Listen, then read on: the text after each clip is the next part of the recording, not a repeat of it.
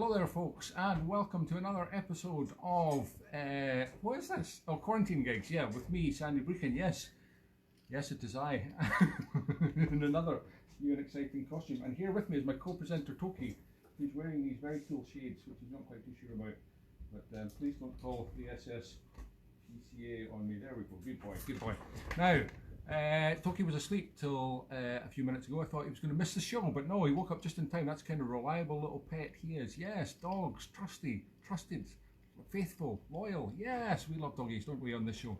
Live ones and dead ones. I mean, not ones that are dead that were alive. I mean, ones that are not alive, like fluffy ones, like we were appearing last night. Oh no, I'm getting myself tied in knots already. Better just carry on with the tune. This is a set of tunes from, I'm digging out old stuff now. This is Caledonia. I know the picture's flipped. Yes, stop complaining about it, you pedant. There's nothing I can do about it on an Android phone. I've tried many things. Anyway, that says Caledonia if you can read backwards. And remember that guy once on Blue Peter when I was a kid who could sing the entire Puff the Dragon with all the words backwards. Now that is talent. Anyway, speaking of talent, I am going to play a track that I played in this album, Caledonia, brilliant band. We went to, me and my great friend Ron Martin, fiddle player from Isle of Skye, went to Libya, believe it or not, before Gaddafi was deposed, before there was a war there, to play with Caledonia. Fantastic trip, one of the best trips I was ever on. Anyway, we were absolutely safe there, but had a big fight with a couple of drunk guys trying to get into the taxi back in Edinburgh. Funny old life. Safest houses in Libya, but back in Edinburgh we had problems. Anyway, this is called Craic 43rd. Welcome to the farewell to the northern meeting. Sorry, followed by, oh God, I can't even remember. What else have I got here? I've got another tune. Yes, Sweet Maid of Glendril. Yes, and Kirkwall Bay by the fabulous Jimmy Shand. And well, he's gone. Toki's gone. Not so faithful after all.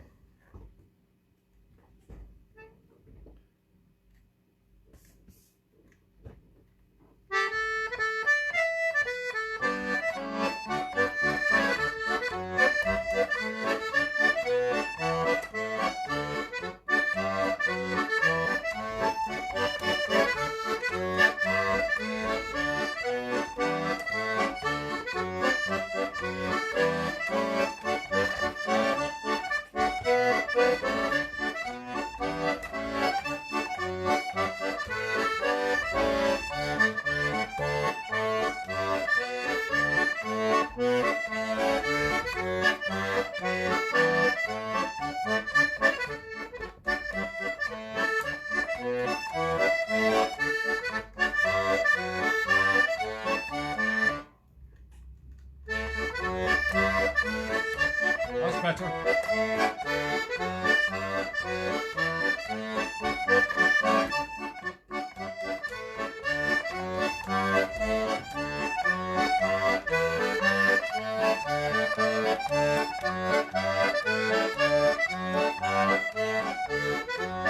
Amazing visual effects.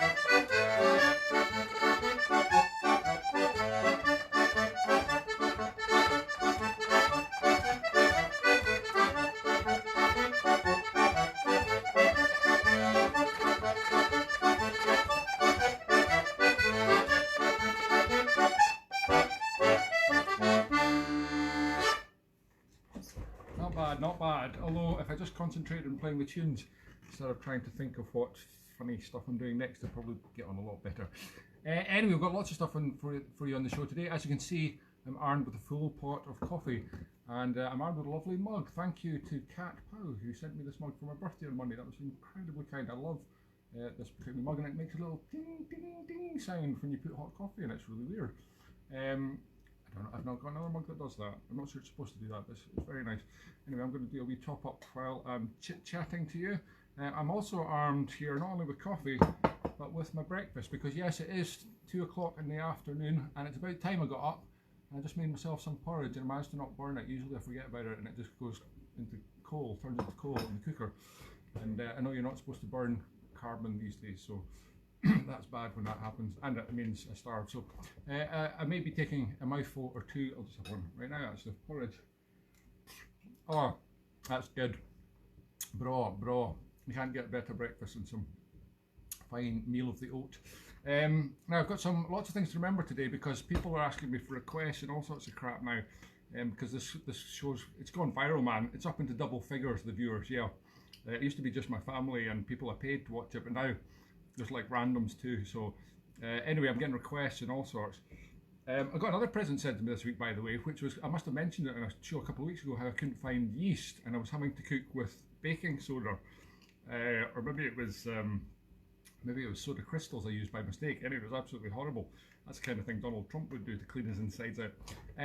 So and somebody sent me a mysterious package anonymously in the post this week, and it was full of packets of yeast, but there was no message in it. All it said in the back was, "Guess who?" I don't know if you can see that writing there, but that's all I've got to go on. Does anybody recognise that handwriting, even backwards? Anyway, whoever you were, thank you so much for all that yeast. Today I will be baking bread right after the show using yeast. Yes, it will not be a brick, it will be fluffy, light, beautiful, like Kingsmills or another. Is that the name of a bread company? Oh, it doesn't matter. Anyway, they're not sponsoring, but I don't know if any of you have noticed in the background here, oops, about there, a lovely display that I've made of Pear soap. Yes, because the Pear saga is continuing. People have been sending me Pear soap, which is my favourite soap, and I've actually researched to find out what it's made of, because I thought it smelled of like oranges and lemons and nice things like that. Well, it does kind of, but it's not got any of that at all. Apparently it was meant to smell like an English country garden. Yes.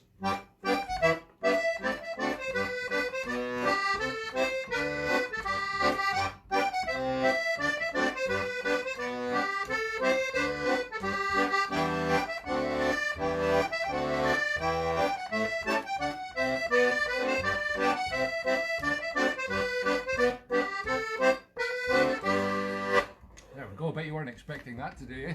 God, this guy can play everything. Well, just the accordion really, and even that not particularly well. Yes, that was in an English country garden, and apparently Andrew Pears, who invented the soap in 1807, or he first marketed in 1807, came from Mevagissey in Cornwall actually, but he first made it in London. And the main ingredient is glycerine, which is a kind of sugary thing, but it was the first ever transparent soap apparently, and that's part of the appeal. It's lovely, and it's got instead of a bar, it was a rounded oval, and I'll bring one over in a minute if you've never seen it before. But I'm hoping that Pears, with this little backdrop that I've made, it'll be very small if you're watching on a phone, but bigger on the big screen with all of you, those of you with widescreen tellies. And I'm hoping that Pears will, somebody from Pears who's furloughed at the minute, will see this and go, "Oh my God, this is an excellent guy to sponsor," because I've tried whiskey and everything over the years. No, but black pudding even. Nobody's interested in sponsoring an accordion player. But I'm thinking soap, and then imagine that. Oh yeah, he's the guy that was sponsored by a soap company during the COVID-19 outbreak. Wow, he's something special. So I'll just bring some over to let you see.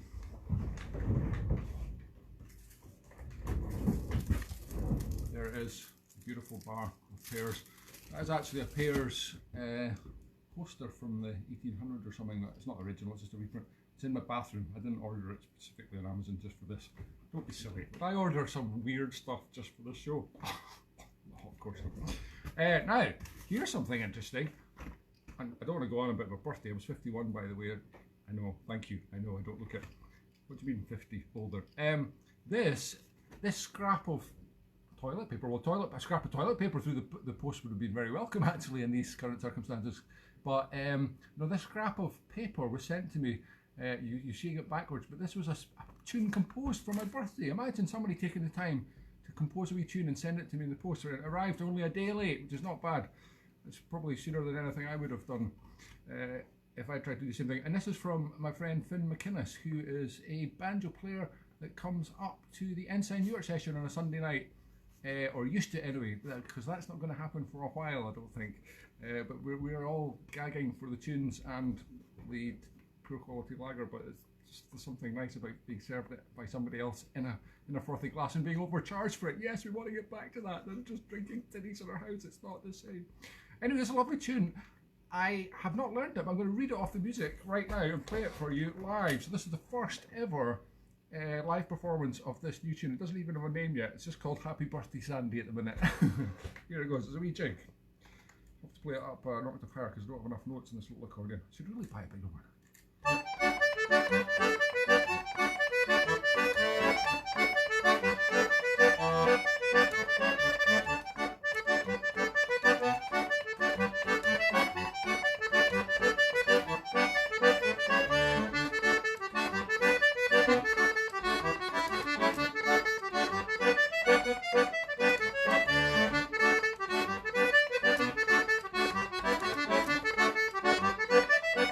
Shall I do it again? Oh, why not?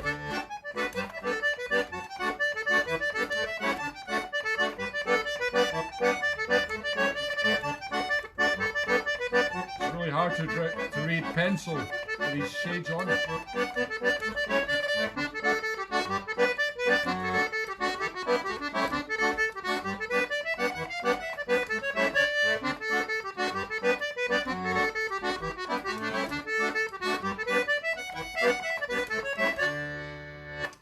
Much Finn, that's a lovely tune, and I might scan it actually, that way it will be saved forever digitally in case I accidentally use this for something else. But I won't, no, it'll be treasured. I'm going to frame it. Thank you very much, very kind of you.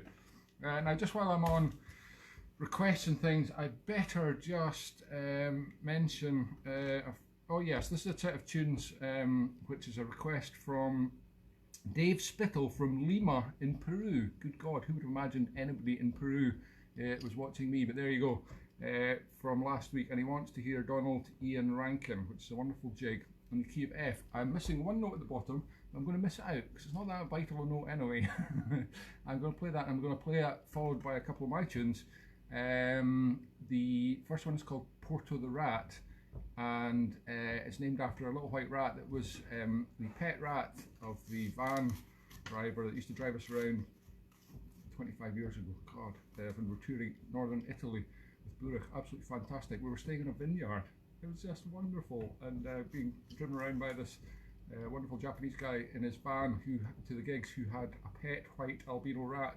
Because he was an albino rat, he couldn't really see very well, and it got very, very hot in the summer when we were over there. And he didn't have a fan in the car to cool him down, because the fan was an old clapped out thing. So he used to hold the rat out the window while he was driving along, and he would get this huge draft and go, oh yeah, this is great. But because he couldn't see, he was blind, he just thought it was a giant fan or something in the middle of the van. Anyway, he's gone now. But no, he didn't really drop on the road. He lived a full and productive 2 years, or whatever your average rat life is, and he's now spinning around that big wheel in the sky. That's a play wheel, not a truck wheel. Anyway, Porto the Rat, and that's followed by Dale's Place, which I'm going to dedicate to Jim Walker, who is shielded down at Leith. I don't know if he's shielded for his own protection or for the protection of the general public, probably the general public. Anyway, I met his daughter yesterday, Ula, in P&Q, which had opened again, miraculously. Hurrah! And it was fantastic to see her, and it was fantastic to be in B&Q, even though I had to queue for half an hour just to get in the place. But that's things you've got to do these days. And Dale is Jim Walker's middle name. Ula's dad is Jim Walker, and Jim played drums with me for many years in the Sandy Brechin band and many other bands. Sealy Who as well. And he's from Canada, Saskatoon, Saskatchewan. So Dale is his middle name, which we're a little embarrassed about, but it's also his grandfather's name. And so I wrote a tune called Dale's Place. Here we go, starting with Donald Ian Rankin.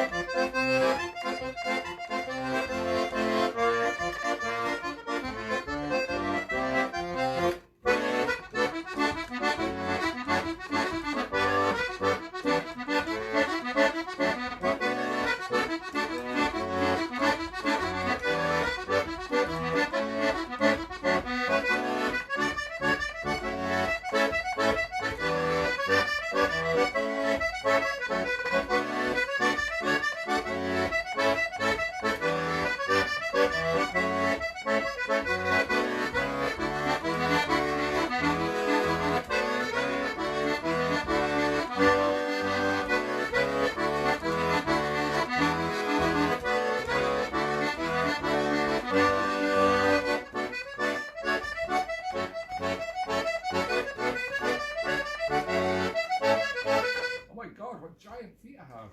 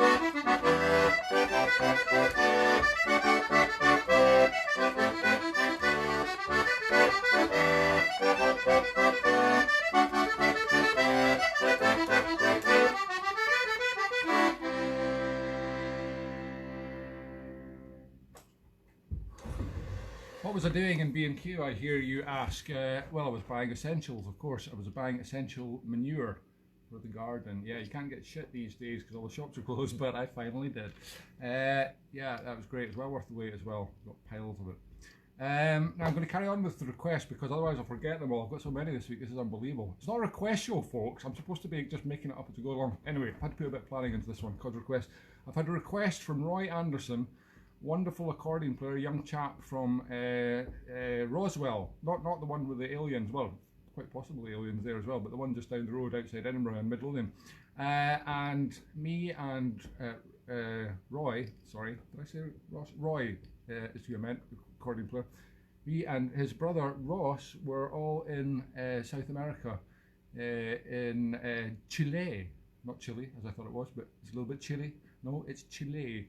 A few years ago, doing a wee mini tour. It was absolutely fantastic with Andrew Mill and Ernesto Calderon, who came over to get some lessons with me many years ago from Chile and invited us all back. And it was just wonderful. Actor Kevin McMonigal, our friend, was with me there as well. It was absolutely brilliant. And apart from the you can't flush your toilet paper down the toilet. Oh my God, somebody's got to take a look at that country's sewage systems. Yeah. Just a big bin under the sink. No. I remember being on a pipe band trip with the Melville Memorial Pipe Band many years ago. This is a slight tangent. I've not forgotten what I was saying. I'll come back to Roy and Ross in a minute. But we were in the north of Greece in Thessalonica for the first ever festival in this place, an international music festival. There was an entire pipe band living in one room in bunk beds, like 20 of us. Men and women, boys and old men and ladies, all sorts, all in the one room, and we all just had to muck in and get our rub together. But there was only one toilet for the whole room, and the director of the festival came in at the very beginning and welcomed us. Well, thank you so much for coming to our festival. He had this very shiny grey suit on. He said, "Oh, just one thing. The toilet, no toilet paper. You put it in the bin." And we're like, "Oh no, okay, yeah." So after a week, he came back to give us a telling off because down at the bottom of the hill below the festival site there was a geyser of sewage 6 foot high bursting out the ground, and he had the guys there with the big lorry and the pumps and that trying to sort it out.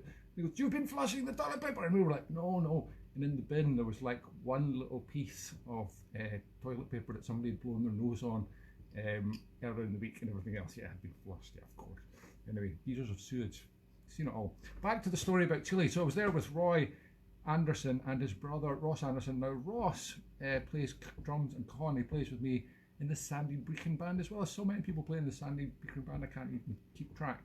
And it's Ross's birthday, yes, on Tuesday, this coming Tuesday, and Roy has particularly asked me, Ross, to give you a birthday heads up. It's his 32nd birthday.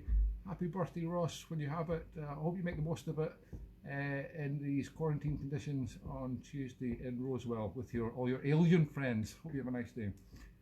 Right, one more request which involves a tune, so I'm going to do it now and get it out of the way, and then I can relax and just play any old thing. Now this one is from Norrie Hunter, who's a keen fan of the show. Norrie is starting up Caledon Radio soon, which is a new radio station on Tinternet, and he has requested a tune for Sandy Brechin, the famous owner of the Blue Lamp pub in Aberdeen, who's not very well at the minute apparently. I was up playing the Blue Lamp in the folk club there last year, I think, with my chum Ewan Wilkinson. Wonderful Frank Robb, guitar player, singer, and an all-round funny man.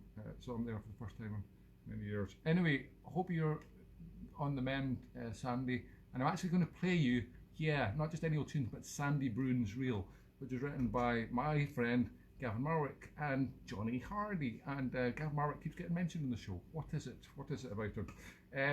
They co-wrote this tune, Sandy Brechin's, and I'm going to go into a tune that I wrote called Your Drunken Fumbling Fingers, which actually appears in one of the graded exam books for traditional music for what used to be called the RSMD, now the Conservatoire in Glasgow. Yes, Conservatoire. Yes, I write tunes for the books for the Conservatoire, you know.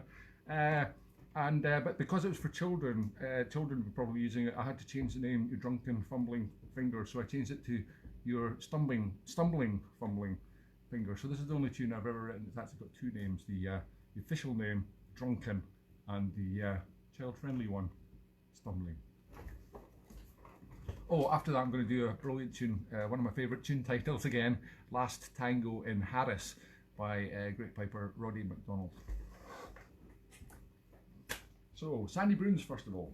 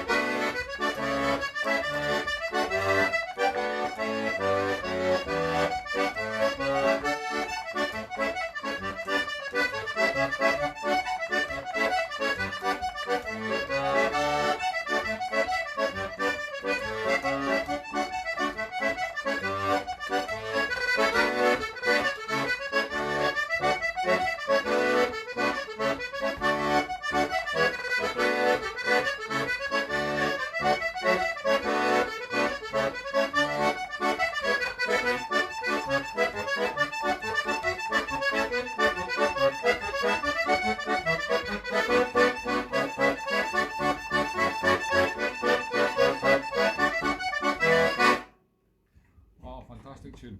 Love that. By the way, my little phone stand, I had a little tiny tripod thing. It was only about 10 inches high. Well, it broke just before I started the show last week, and I should have ordered another one online. Actually, that's something I should have bought instead of all the crap that I did buy online this week. But no, I haven't. So it's just perched up on the shelf there, which is why I've now got my seat lowered right down, and it's why I'm hunched. I'm talking to you. Otherwise, you just get this. You see, well, some of that might be better for some of you. Anyway, that was very nice. I think I've done everything I was supposed to do then. So I can now just go off at a total random tangent. I'm going to go off at a tangent sideways from Scotland to Ireland. Yes, to Ireland. I'm going to play a lovely slow air called, well, I think it's lovely. I may not do a lovely job of it. It may not sound lovely. I can't promise you anything. I'm going to try and make it sound lovely. It's called Innisfree. It's a lovely slow air, and that's followed by a couple of tunes that are a bit faster than I normally play after. But to be honest, I've now forgotten the names of, genuinely, both of them. So if anybody could tell me what they are, that'd be great. But totally gone, as with many memories. Innisfree.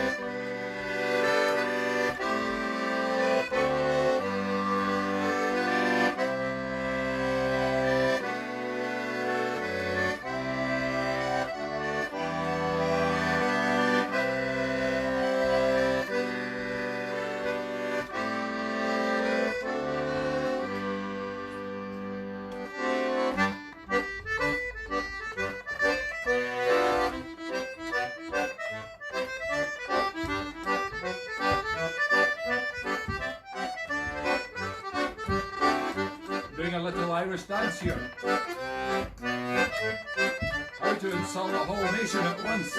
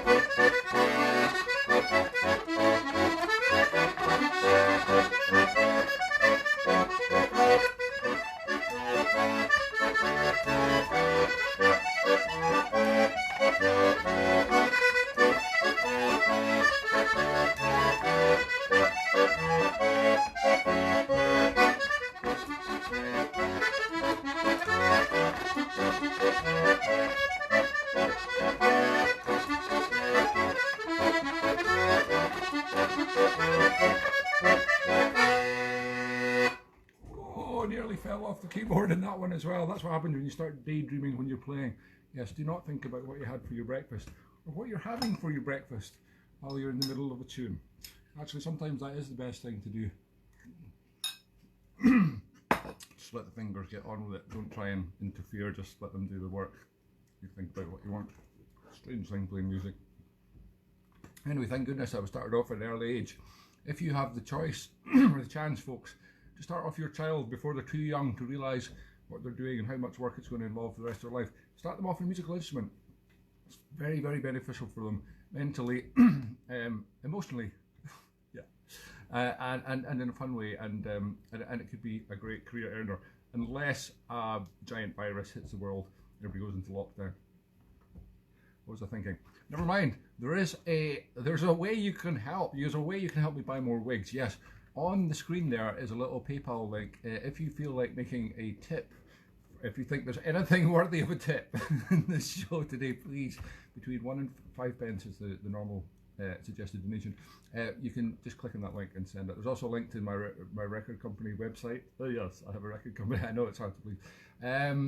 Brechin Records. Terrible pun.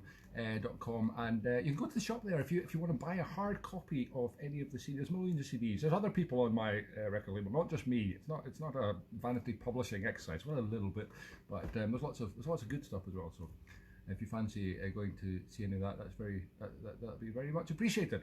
Now, how are we doing for time? 10 minutes. Right, I better do something. I want to dedicate this one to my friends in Sweden.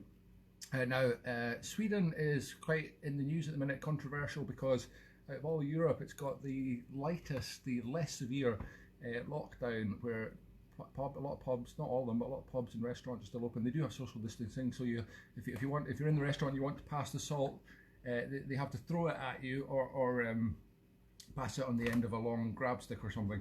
But apart from that, they are actually open, unlike us.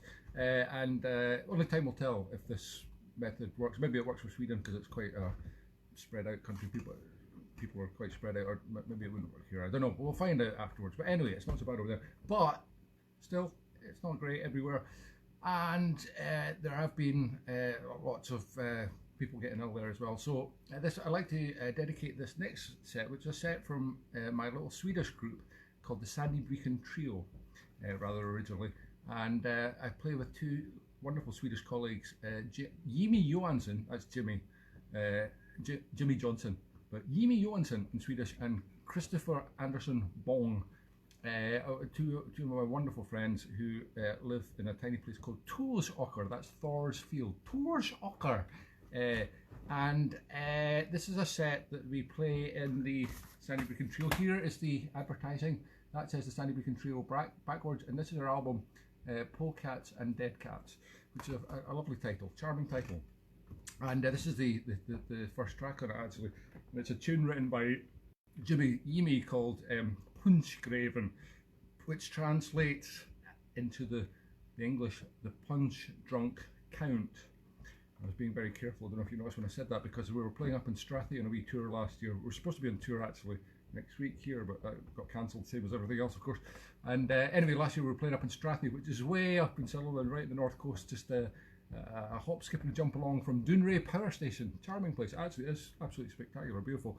Anyway, and we'd been teaching a workshop for children, and all the children were there at the concert, and I started off with this one, as I usually do, in the village hall, and I a slip of the tongue, I said something dreadful, absolutely dreadful. So you have to be very careful how I pronounce that now. And that's followed by, speaking of punch, the Poetry Punch Up, which is a tune I wrote after a fight broke out at a poetry reading I was playing at in Edinburgh many years ago. If you ever get invited along to a poetry evening and you think it might be a dull affair, I suggest you go along, because you never know what could happen. And the last tune is written for Yimi's daughter Mira, And there's now a new daughter, Micah. Hello, Mira and Micah. They're probably watching this right now in Sweden. Mira likes to dance along to my show, apparently. And Mira is 4 now, but when she was 2, she was on holiday with her mum and dad in Dunkeld, and I popped in to see them in the Dunkeld hotel where we were staying. They've got a wonderful giant tartan carpeted staircase in the Dunkeld hotel. It goes up several floors, and Mira had great fun hopping up and down the staircase one step at a time, but she wanted a chum to do it, and the only one that was volunteered, or was volunteered really, was me. So we spent the next half hour going up and down the staircase one step at a time with a huge queue of elderly residents politely waiting to get up the stairs. Anyway, it was great fun, and I wrote a tune called Mira's Tartan Staircase, or in Swedish, Mira's rutiga trappa.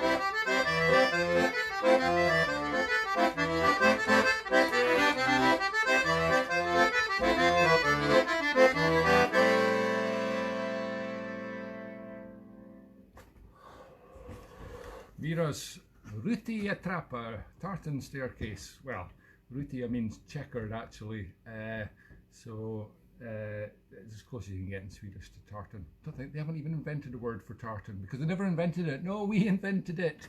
Spanish love tartan though. I used to see tartan everywhere in the shops in Spain. Tartan looks good in any nationality. On any nationality. Actually, I might get dressed up in full Highland dress next week. That's a nice idea. I'm always wondering what to do next. There have also been suggestions that I dress up as my alter ego.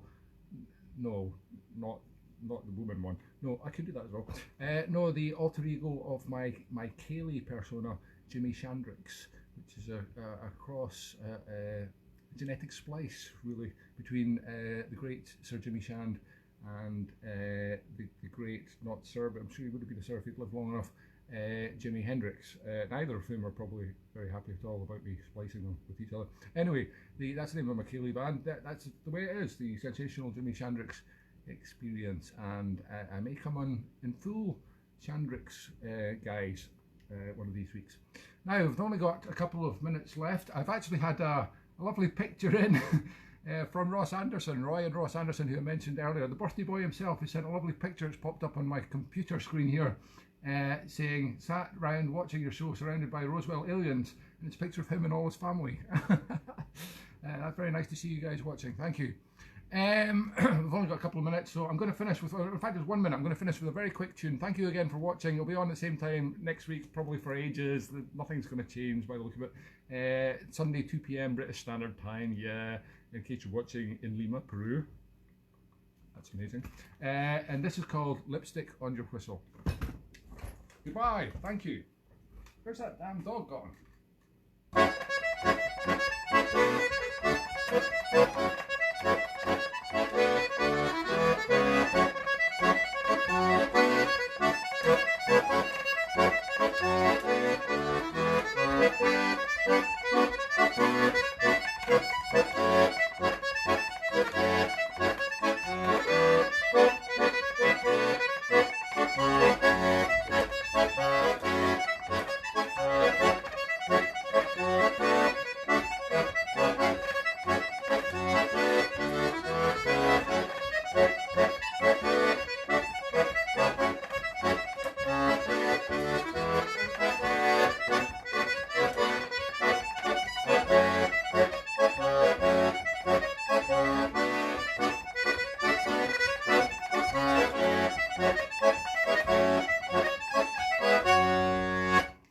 Much, folks. Thanks for watching. Don't forget the little PayPal me thing. Press it, donate 1 pence, 2 pence, whatever you want. Thank you very much for watching, and we'll see you again. Woo, that was a good one. Now I can relax and eat like I like to. Because nobody's watching. That's great when you're just on your own. You just eat how you want, nobody cares, nobody can see you.